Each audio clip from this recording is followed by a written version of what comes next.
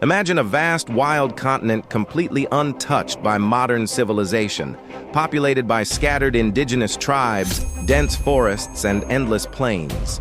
Now, blink.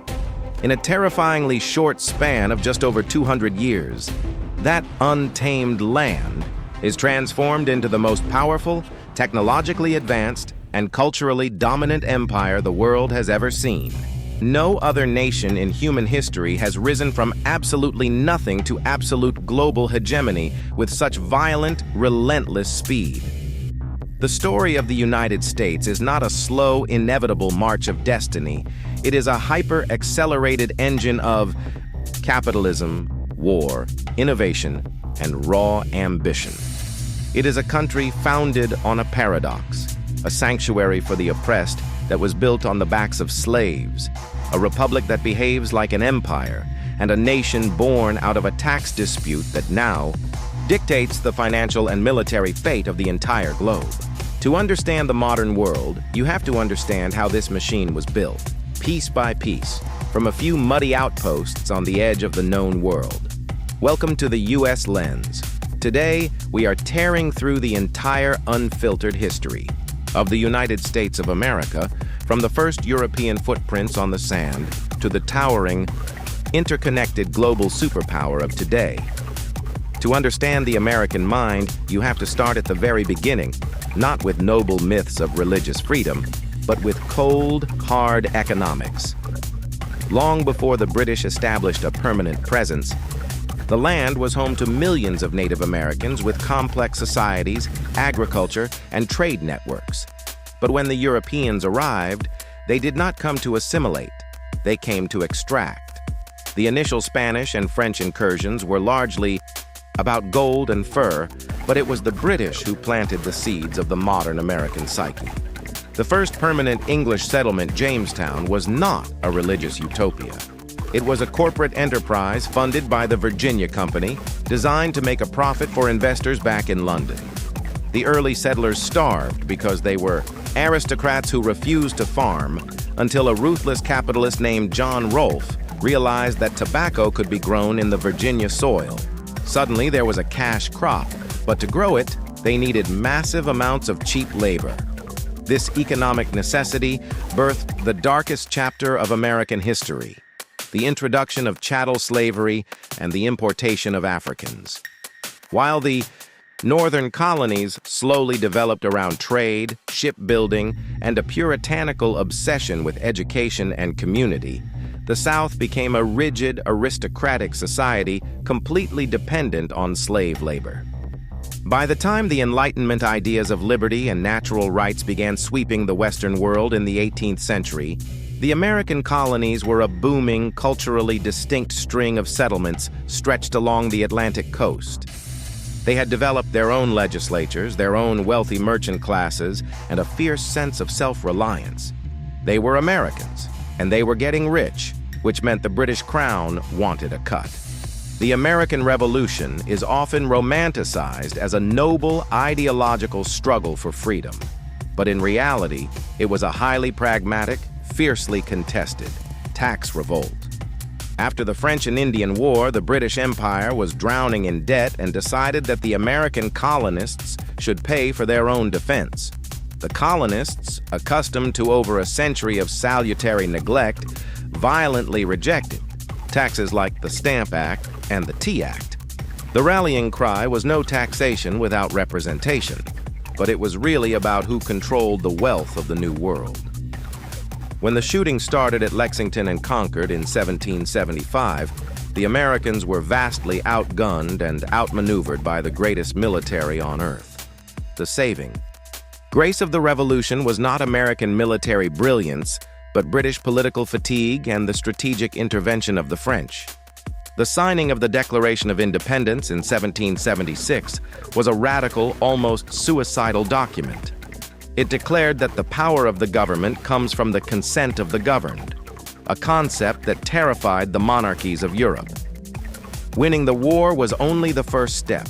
The real genius of the American founding fathers was what came next. The Articles of Confederation failed miserably because they created a government too weak to do anything. So, in 1787, a group of brilliant, flawed, and often paranoid men locked themselves in a room in Philadelphia and engineered the United States Constitution. It was not a document of pure idealism, it was a series of brutal compromises. They compromised on slavery by counting enslaved people as 3/5 of a person for taxation and representation. They compromised on federal power by creating a system of checks and balances that made it incredibly difficult to get anything done. But they created a resilient, scalable framework for a nation that was about to explode in size and wealth. That explosion happened almost immediately. In 1803, President Thomas Jefferson, a man who supposedly hated federal overreach, executed the Louisiana Purchase, buying the entire middle of the continent from France for $15 million. Overnight, the United States doubled in size. This set the stage for the defining American ideology of the 19th century, manifest destiny. Americans genuinely believed that God had ordained them to spread their civilization, their capitalism, and their democracy from the Atlantic to the Pacific. But this destiny was not peaceful. It was a brutal, remorseless march of land theft and ethnic cleansing. The Native Americans who had lived on those lands for millennia were systematically pushed out, deceived by broken treaties, or violently eradicated by the American military. The Trail of Tears, where thousands of Cherokee people were forcibly marched to reservations in Oklahoma, stands as a permanent stain on the early republic. Simultaneously, the nation aggressively expanded westward via the Oregon Trail, and in 1846 engineered a war with Mexico to steal the modern American Southwest and California. As the country expanded, a fatal flaw in the American system was tearing it apart from the inside. The Constitution had delayed the inevitable question of slavery, but as new states entered the Union, the North and South realized they were no longer fighting over abstract political differences. They were fighting for absolute control of the federal government. The North was industrializing rapidly, building canals, railroads, and factories using free immigrant labor. The South remained agrarian, terrified that if slavery was abolished, their entire economic and social order would collapse. The election of Abraham Lincoln in 1860, a man opposed to the expansion of slavery, was the final trigger. The American Civil War was the bloodiest, most devastating conflict in the nation's history, a savage meat grinder that killed over 600,000 men. It was a war of industrial attrition. The North used its massive advantage in population, factories, and railroads to systematically crush the South. It was a war that fundamentally transformed the United States, from a loose federation of states into a centralized modern nation-state. Lincoln's Emancipation Proclamation turned the war from a fight to preserve the Union into a moral crusade to end slavery. When General Lee surrendered at Appomattox in 1865, the institution of chattel slavery was destroyed. But the deeper issues of race and power were not. The period known as Reconstruction attempted to integrate millions of newly freed Black Americans into society, granting them the right to vote and hold office. But the white South violently resisted this transformation, forming terrorist groups like the Ku Klux Klan to intimidate Black citizens and their white allies. By 1877, the Northern political will to enforce Reconstruction faded, and federal troops were pulled out of the South. The South quickly implemented a brutal system of racial segregation known as Jim Crow, stripping Black Americans of their constitutional rights for the next century. While the South languished in poverty and backwardness, the North entered an era of unprecedented economic growth. The period from the 1870s to the turn of the 20th century is known as the Gilded Age, a term coined by Mark Twain to describe a society that looked golden on the outside, but was rotten with corruption and inequality on the inside. The United States experienced an industrial revolution that dwarfed anything seen in Europe. The country was blanketed with railroads, factories sprouted up like weeds, and massive cities like Chicago and New York exploded in population. This was the era of the robber barons, men like John D. Rockefeller in oil, Andrew Carnegie in steel, and J.P. Morgan in finance. They monopolized entire industries, crushed competition, and amassed wealth that made the European aristocracy look like peasants. Millions of impoverished immigrants flooded in from Eastern and Southern Europe, willing to work in horrific, dangerous conditions for pennies a day. There were no labor laws, no safety regulations, and no social safety net. It was raw, unregulated. Capitalism at its most brutal and its most efficient. The wealth generated by these titans of industry funded the creation of a modern American infrastructure, but it also created massive social unrest. Labor unions began to form, leading to violent, bloody strikes that were often crushed by private armies hired by the corporations or state militias. By the late 1890s, the frontier was officially closed, the Native American populations were confined to reservations, and America had transitioned from an agrarian republic into an industrial behemoth. As the 20th century dawned, the United States began to look outward. The Spanish-American War in 1898, fought under the guise of liberating Cuba, was really an excuse for America to seize Puerto Rico, Guam, and the Philippines, marking its official debut as an imperial power. When the First World War erupted in Europe, America initially stayed out of it, but by 1917, President Woodrow Wilson brought the nation into the fray, tipping the scales in favor of the Allies. The war mobilized the American economy and military on a massive scale, but the aftermath left a bitter taste.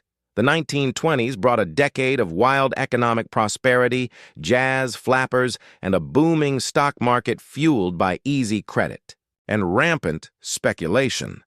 It was an era of materialism and excess that came to a screeching, devastating halt in October of 1929 when the stock market crashed.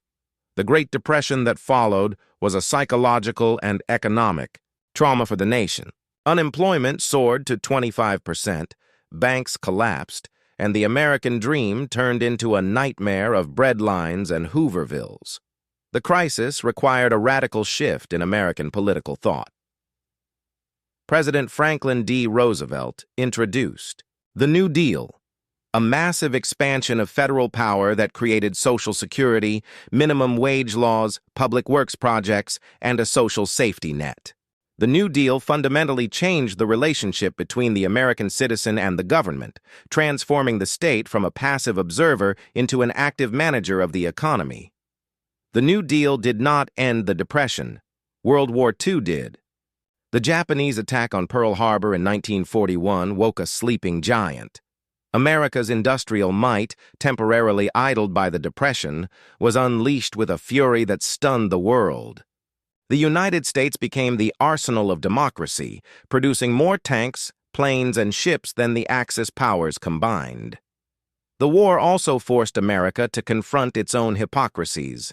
The heroism of black soldiers fighting for freedom abroad highlighted the absurdity of Jim Crow laws at home. By the time the Allies won the war in 1945, the United States was the only major power whose homeland had not been reduced to rubble. It possessed the atomic bomb, controlled half the world's wealth, and was the undisputed leader of the free world. The post-war era was an American golden age. The GI Bill sent millions of veterans to college and bought them homes in the rapidly expanding suburbs. The baby boom created a massive consumer demand that fueled an economic prosperity that was broadly shared across the middle class. America became a nation of automobile owners, television watchers, and suburban consumers. But this golden age was shadowed by the Cold War. The United States and the Soviet Union, two ideological opposites, engaged in a global standoff that brought the world to the brink of nuclear annihilation multiple times. The Cold War dictated American foreign policy for nearly half a century. The U.S. fought proxy wars in Korea and Vietnam to contain the spread of communism, leading to deep social divisions at home, especially during the deeply unpopular Vietnam War. The pressure of competing with the Soviets also drove America to its greatest scientific triumph, landing a man on the moon in 1969. Simultaneously, the civil rights movement of the 1950s and 60s finally forced America to confront the original sin of slavery and segregation. Led by figures like Martin Luther King Jr., Black Americans used nonviolent protest to shatter the legal framework of Jim Crow, culminating in the Civil Rights Act and the Voting Rights Act. It was a moment of profound moral progress, even as the country was tearing itself apart over a war in Southeast Asia. The late 20th century saw the U.S. economy pivot from manufacturing to services, information, and finance. The 1970s were a period of stagnation, inflation, and a loss of confidence triggered by the Watergate scandal and the Iranian hostage crisis. But in the 1980s, President Ronald Reagan ushered in an era of conservative resurgence, cutting taxes, deregulating industries, and engaging in a massive military buildup that ultimately bankrupted the Soviet Union. When the Berlin Wall fell in 1989 and the Soviet Union collapsed in 1991, the United States stood alone as the world's sole superpower. The 1990s, under President Bill Clinton, were a period of immense economic growth driven by the early internet and globalization. America's cultural dominance, through movies, music, and technology, was absolute. The 21st century began with the horrific terrorist attacks of September 11, 2001. The attacks shattered the illusion of American invincibility and plunged the nation into the global war on terror, leading to long, exhausting, and ultimately inconclusive wars in Afghanistan and Iraq. The early 21st century also saw the devastating financial crisis of 2008, which exposed the dangers of an unregulated financial sector and deepened the divide between the wealthy elite and the working class. Today, the United States stands at a profound crossroads. It remains the world's preeminent military and economic power, home to the most innovative technology companies on the planet, and the primary driver of global culture. Yet internally, it is a nation deeply polarized. The political system is paralyzed by partisan warfare, the middle class is shrinking under the weight of extreme inequality, and the foundational promise of the American dream feels increasingly out of reach for millions. When we look at the entire history of the United States through the U.S. lens, we do not see a linear story of endless progress. We see a brutal, magnificent, and deeply flawed machine. It is a nation built on the contradictory ideals of liberty and slavery, capitalism and democracy, isolationism and imperialism.